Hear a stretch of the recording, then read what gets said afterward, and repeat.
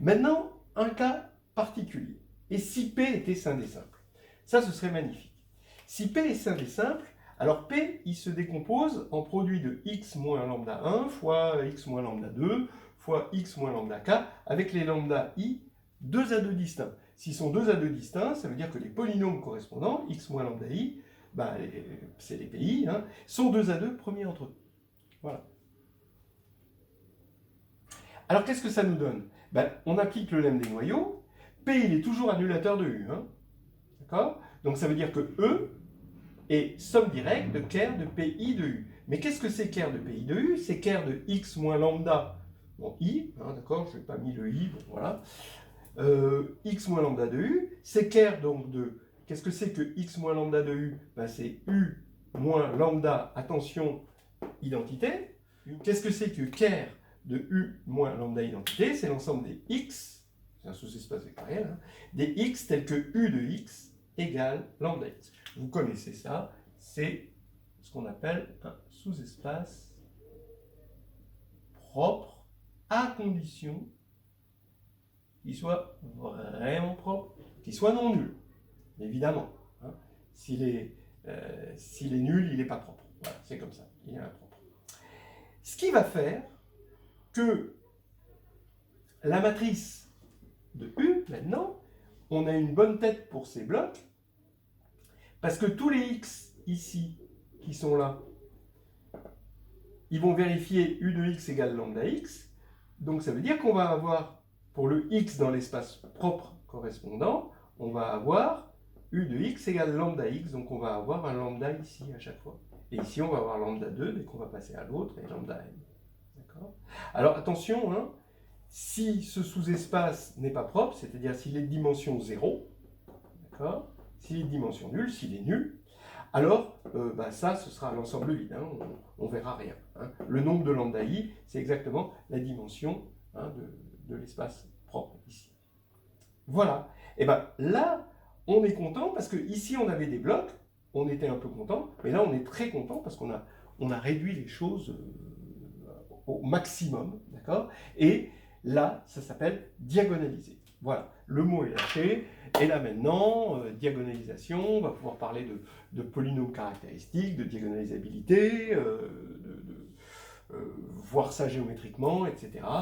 Là maintenant, c'est toute une histoire, dont la bonne nouvelle, c'est que il y a des matrices diagonalisables. Est-ce qu'il y en a beaucoup? Oui. Il y a une certaine densité. Quand on est sur des corps finis, on peut calculer le nombre de matrices diagonalisables, c'est-à-dire le nombre de matrices qui sont semblables à une matrice diagonale.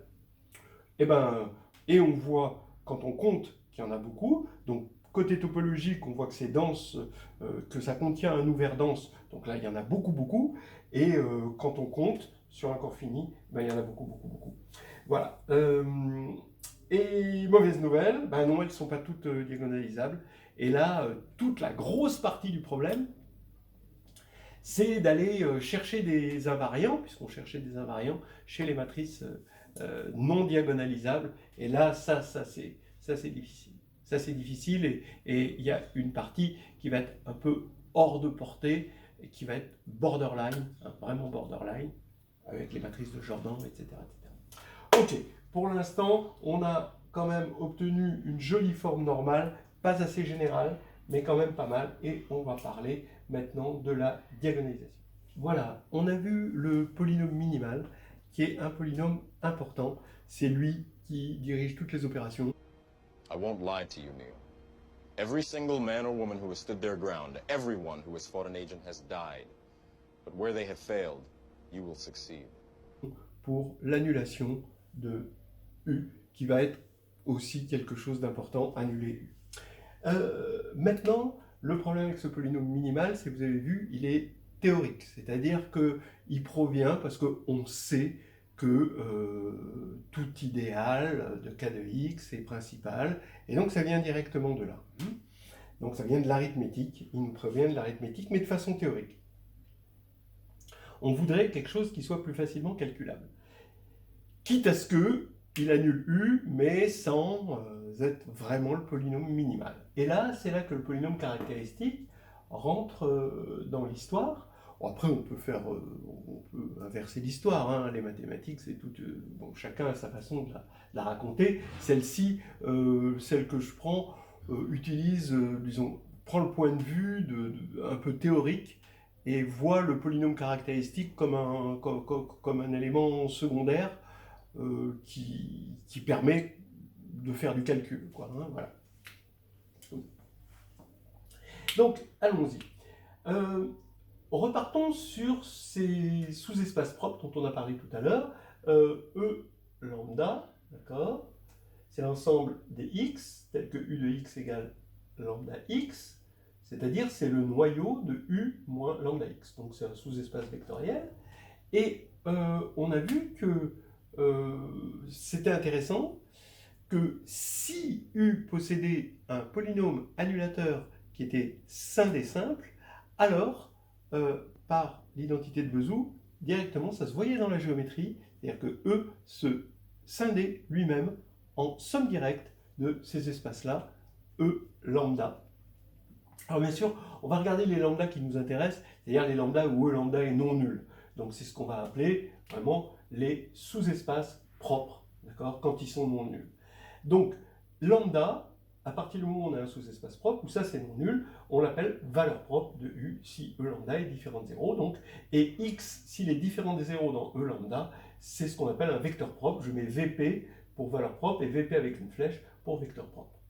On va regarder la condition pour que lambda soit une valeur propre. Alors lambda est une valeur propre si E lambda est différent de 0, si et seulement si le noyau de U moins lambda identité est différent de 0, de l'espace nul. Hein. Si et seulement si, bah oui, mais comme c'est le noyau, bah, si et seulement si U moins lambda identité est non injective, bah oui, ça c'est le noyau mesure l'injectivité, voilà, bon. Mesure à l'envers en quelque sorte. Et si et seulement si, c'est pas bijectif parce que c'est dans un endomorphisme, donc vous avez un objet qui teste la bijectivité des morphismes, bah, c'est le déterminant. Donc si et seulement si, déterminant de U moins lambda id égale 0. Alors, on va donc noter, alors on pourrait noter qui U de x, le polynôme det de U moins x identité. C'est une question pareille de politique. Est-ce qu'on veut calculer à la main ou est-ce qu'on veut plutôt avoir quelque chose de théorique et avoir quelque chose d'unitaire? Donc moi je préfère prendre celui-ci, mais ça revient au même, à moins 1 puissance n près, où n c'est la dimension de E. Donc on regarde ce polynôme. Alors est-ce bien un polynôme? D'abord, qu'est-ce que ça veut dire? C'est bizarre de mettre une indéterminée à l'intérieur du déterminant. D'accord? Ouais, effectivement, ça fait bizarre. Mais une indéterminée, elle est dans quoi? X est dans quoi? Est dans K de X, d'accord? Et K de X est dans un corps. C'est le corps des fractions rationnelles, K de X, comme ça. Le corps des fractions rationnelles de X. Donc finalement, ça, on peut le voir comme un déterminant, mais sur un corps un petit peu plus grand, d'accord, qui est K de X. Et maintenant, bah, oui, si vous le calculez avec des matrices, parce que le déterminant d'un endomorphisme, vous vous rappelez comment on l'a défini? On l'a défini comme le déterminant d'une certaine matrice, la matrice de cet endomorphisme. Mais on s'est affranchi du choix de la base. C'est ça qui était important. Donc, quelle que soit la base dans laquelle vous êtes, vous allez pouvoir écrire la matrice de U, la matrice de moins U, la matrice de X identité. Vous allez avoir une matrice dont vous prenez le déterminant tranquillement parce que vous êtes plongé dans un corps. Mais comme le déterminant c'est juste des sommes et des multiplications et que là vous n'avez que des éléments qui sont dans l'anneau, vous allez rester dans l'anneau. Et donc vous êtes dans l'anneau de polynôme et le déterminant est un anneau de polynôme. C'est-à-dire c'est que des produits et des sommes de choses où il y a des x. Voilà. Alors maintenant, à quoi il va nous servir? Ben, on l'a vu, il va nous tester si on a une valeur propre. Donc si on remplace x par lambda, maintenant, on évalue en lambda. Et donc on va avoir bien sûr déterminant de lambda id moins u, qui au signe près est égal au déterminant de u moins lambda id. Et on va avoir 0 si et seulement si, d'après ça, lambda est valeur propre. Donc voilà le théorème. Hein. Lambda est valeur propre de u si et seulement si qui u de lambda égale 0. Alors attention, vous voyez, le saut qu'on a fait ici, c'est le saut qu'il y a entre fonction polynôme. On regarde la fonction qui a lambda associe det de u moins lambda id, c'est une fonction polynôme. Alors que ici, on l'a écrit comme polynôme. Voilà, c'est important que ce soit le polynôme et non pas la fonction polynôme, on va le voir après. Donc, on voit que maintenant, lambda est valeur propre de u, si et seulement si, quand on évalue qui u en lambda, d'accord, alors on a 0, d'accord, puisque on vient de le montrer.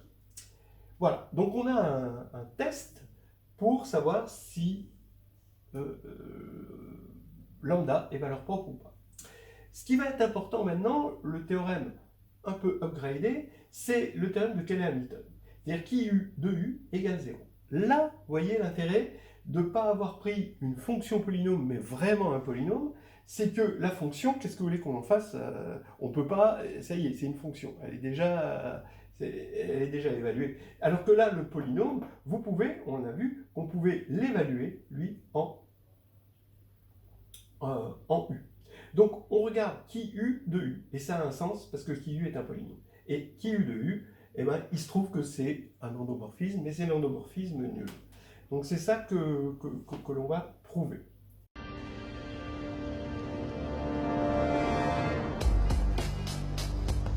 The Matrix is a system, Neo. That system is our enemy. But when you're inside, you look around, what do you see? Businessmen, teachers, lawyers, carpenters, the very minds of the people we are trying to save. But until we do, these people are still a part of that system, and that makes them our enemy. You have to understand, most of these people are not ready to be unplugged. And many of them are so inert, so hopelessly dependent on the system, that they will fight to protect it. Were you listening to me, Neo? Or were you looking at the woman in the red dress?